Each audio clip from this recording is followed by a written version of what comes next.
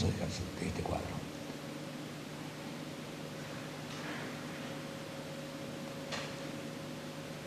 Decía yo que producto del deshielo de los glaciares, ya en los últimos, el deshielo de los glaciares comienza a darse tal vez hace por lo menos unos 12, 13.000 años, empieza, que no es un proceso parejo, sino que es un parejo con fluctuaciones, se han ido determinando fluctuaciones climáticas, algunos momentos de más frío, y no fue parejo. Pero si uno agarra y ve la tendencia de esas curvas, esa tendencia es descendente, es decir, hay una tendencia a temperaturas más altas, por lo tanto, mayor disponibilidad de agua.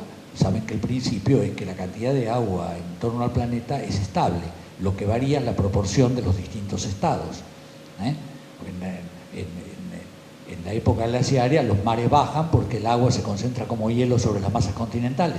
Mayor calor se diluye, aumenta la cantidad de agua líquida, es decir, pero en última instancia es un balance que se da entre ambos. En este momento ese descenso baja. Y eso lo crea las condiciones peculiares de lo que es la zona continental de Patagonia. Decía yo que estas corrientes de agua fluyen hacia el Atlántico a través de cañadones, forman lagunas, lo que se llaman mallines, ¿no? Zonas pantanosas que se forman también.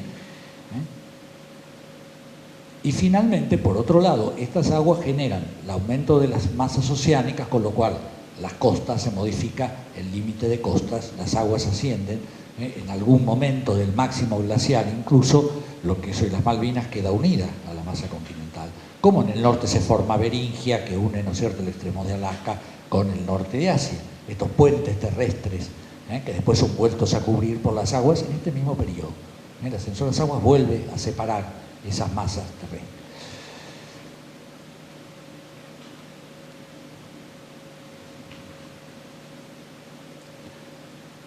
Estos cambios climáticos se postergan, por supuesto, más allá del 10.000, yo les decía que es la marca. Yo aquí marqué dos cosas. Eso de estar sentado no va. Y traté de correlacionar un poco estas fechas.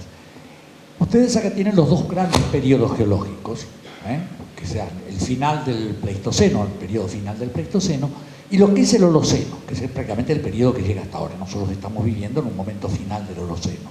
Suponemos, no sabemos todavía, pero bueno. Que normalmente se divide en tres momentos: temprano, medio y tardío, los cálculos que hacen geológicos, y les puse más o menos las fechas promedio estimadas de estos cambios. Estamos hablando de 10.000 para el final, 7.000, 3.000 para el comienzo del moderno. Ahora, ¿por qué hice las otras dos fechas? Porque no siempre las características, digamos, de cambios culturales coinciden exactamente con esas divisiones geológicas, sobre todo al comienzo. Fíjense que ahí yo marco un límite de 11.000, del cual antes del 11.000 hay muy pocos asentamientos más primarios, pero después un bloque que avanza entre el final de los hielos y que llega más o menos hasta casi abarca la buena parte del temprano, del Holoceno temprano, porque claro, las condiciones no cambiaron, no es que un día se dijo esto se cortó. Si fue un proceso en el cual estas poblaciones fueron acomodándose paulatinamente a estos cambios que se estaban dando. Entonces, recién las marcas más fuertes se empiezan a ver a unos 8.000, 7.000 años, donde ya el impacto de los cambios se hace más fuerte y más definido. Entonces, por eso traté de buscar más o menos en fechas esos periodos.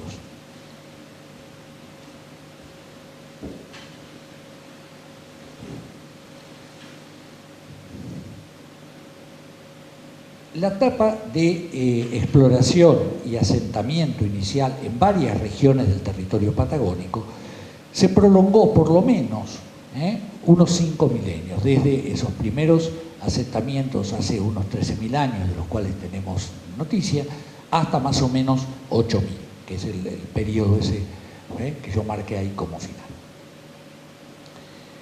En ese ambiente se instalaron justamente los primeros pobladores de Patagonia, ocupando fundamentalmente cuevas abrigadas en las partes altas de los cañadones. Intentamos que, si bien el clima todavía empezó a calentarse, todavía seguía siendo frío, Y las cuevas eran uno de los elementos básicos de protección, sobre todo en la época de invierno. Generalmente estos cañadones eran importantes porque estaban atravesados por riachos o arroyos, o bien en las paredes rocosas que bordeaban los antiguos bajos. Todavía uno ve en Patagonia esas paredes rocosas y zonas bajas que hoy son salitrales, pero que en ese momento eran lagunas.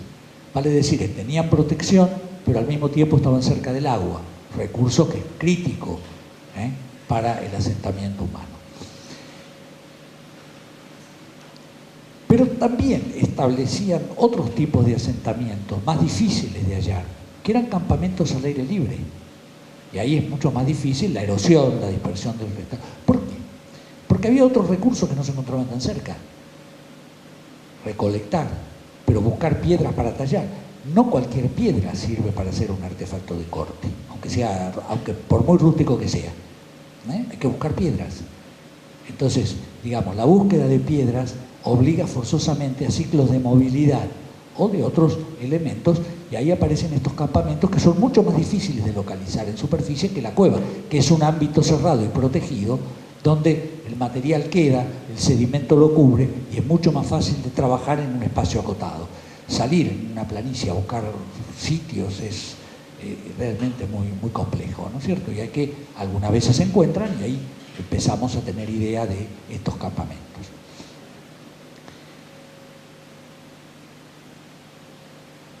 Digo, son pocos los sitios seguros, o más o menos seguros, de la presencia inicial del hombre. Los que reclaman más antigüedad, como el caso del Ceibo o Piedra Museo, se encuentran en la meseta central santacruceña. Es ese círculo grande, ahí en la zona de mesetas, donde se encuentran los sitios más antiguos. Están en una zona, y esta zona con estas características, no es lo que es hoy la meseta árida y ventosa, sino que era un lugar donde había agua. Y el agua generaba también pastos, y los pastos atraían animales, entonces era una buena zona de caza. Y bueno, ahí estaban las concentraciones de esos elementos. Las fechas dadas de carbono 14, concretamente abrigo puesto 1 de Piedra Museo, da 12.900 años. En los toldos, Cueva 3 tiene 12.600, con la aproximación podrían llegar a 13.000 aproximadamente. Y en Cueva 7 del Ceibo, si bien no hay fechas, los restos más antiguos se asemejan muchísimo a los de los toldos en cuanto a pertenencia. Es muy probable que pertenezcan al mismo nivel. Por supuesto, el proceso de poblamiento, más allá de estos primeros restos, fue complejo. No todas las zonas tenían el mismo atractivo, ¿no? Entonces, cuando uno tiene que pensar por qué se asientan en ciertos lugares, hay que pensar qué ofrece cada zona. Muchas ocupaciones debieron ser muy cortas, dejando poco o ningún rastro. De todos modos, los sitios muestran que esos pobladores conocían bien la región, conocían los recursos, y así van apareciendo en los primeros siglos de esta ocupación temprana, después del 11.000, toda una serie de sitios que vamos viendo. Tenemos varias zonas. Una de las zonas que empiezan a aparecer sitios más o menos contemporáneos, de 11.000, 10.000 para abajo, es todas las tierras que bordean lo que es hoy el estrecho de Magallanes y la sección insular. En algunas de estas bahías tenemos toda una cantidad, de la cueva de las buitreras, ¿no es cierto? Tenemos aquí lo que está en torno a Bahía de Última Esperanza, hay varias cuevas con ocupaciones con fauna extinta, lo mismo que pasa en Filipaliaique, casi sobre lo que es hoy el estrecho, que no era todavía el estrecho, pero era la zona donde se encontraban. E incluso tenemos dos sitios en Tierra del Fuego, Marasi y Tres Arroyos, que son de ocupaciones muy tempranas. Obviamente no es difícil de explicar por qué todavía el continente está unido a tierra firme.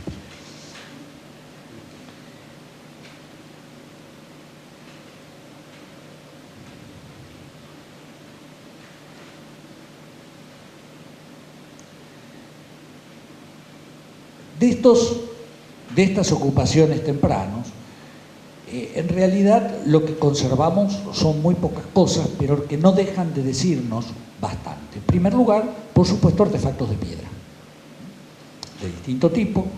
Estos son unas puntas muy características que vienen de Fell, del tipo Fell en la zona del archivo, que son lo que se llama las puntas cola de pescado, que son muy características de los sitios antiguos. Aparecen, por ejemplo, muchas en provincia de Buenos Aires, en la zona serrana de provincia de Buenos Aires, han sido trabajadas tempranamente por incluso Junius Birch, un arqueólogo norteamericano que trabajó muchísimo en la zona de Esperanza, y son muy características. No es una tecnología sencilla. Uno piensa en las primeras puntas y dice eran una cosa grande. No, no, esto implica planear, porque hay además una planificación de la punta. Hay un patrón que se repite que las hace reconocibles. En general, esta industria tiene ya artefactos, hay otros por allí que vienen de la zona de lo que es la industria toldense. No, esto son pinturas, esto, después volvemos para atrás. Estas son del toldense, es decir, de esa primera etapa de la Cueva de los Toldos, que son las primeras industrias reconocidas. Eso es lo que encontramos. Y por supuesto encontramos huesos, y los huesos nos dicen mucho. Yo les hablaba de Laura Miotti, por ejemplo. Laura Miotti en realidad ella tiene más formación como arqueóloga y trabaja mucho la parte de restos. Empezó a ver cómo se distribuían los restos. Entonces de repente encuentra que hay sitios generalmente de campamento, donde lo que encuentra son solamente huesos de la carcasa del animal, ¿no es cierto? Pero no encuentra huesos largos. Entonces, claro, acá estos tipos cazaban, trozaban la pieza, pero ¿dónde hay más carne? ¿Cuáles son las piezas más carnosas? Los cuartos. Los cuartos se los llevaron. Y acá, ¿qué hicieron? Consumieron. Mientras estaban, consumían el resto, las partes menos rendidoras, pero que se llevaban los cuartos. Porque hay cuevas donde lo que se encuentran justamente predomina son los huesos largos y nuestros otros.